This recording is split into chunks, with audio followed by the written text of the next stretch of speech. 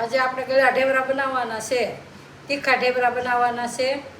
પછી ગોળનું પાણી અને મોણ દહીં અને ઢેબરા બનાવવાના છે આપણે આ ગળા. પછી તીખા ઢેબરા બનાવવાના છે. ગળા ઢેબરાનો લોટ કઈ રીતે બાંધવાનો મમ્મી?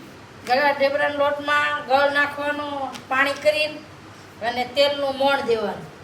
પછી લોટ બાંધી અને પછી એને ઘડીક પડ્યા રહેવા દેવાનું.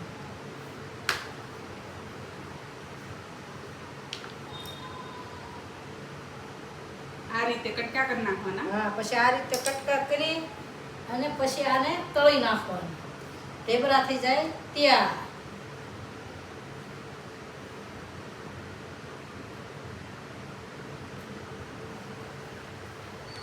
સૂકી ભાજી હોત બનાવી છે.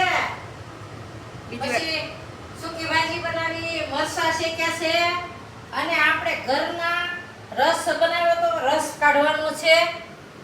એક પોવાલી ભરીને રસ બનાવ્યો છે. સૂકી ભાજી, રસ, મરચાં, ઢેબરા અને હાજે મજા કરવાની છે ખાવાની.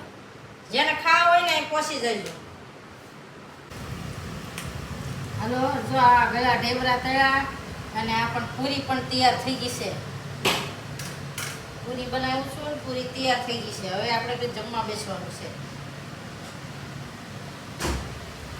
વાવ મમ્મી, મકાઈ છે, કેળા છે.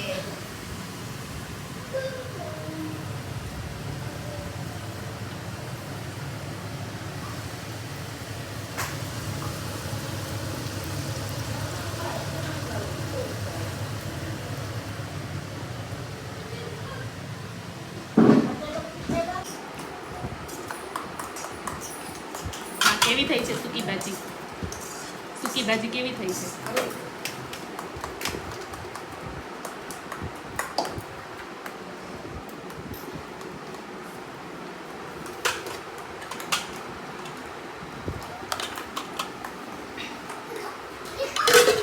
હાલો, પૂરી ખાવી છે. ગળી પૂરી, તીખી પૂરી, સૂકી ભાજી, મરચાં, રસ.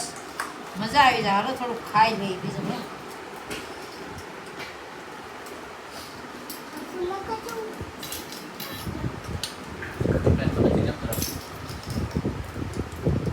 સૂકી ભાજી કેવી બની મમ્મી? બહુ મસ્ત બની છે. બહુ તીખી નથી થઈ ને? માપે છે. પૂરી પણ બહુ મસ્ત બની છે. કુણી કુણી સાવી છે.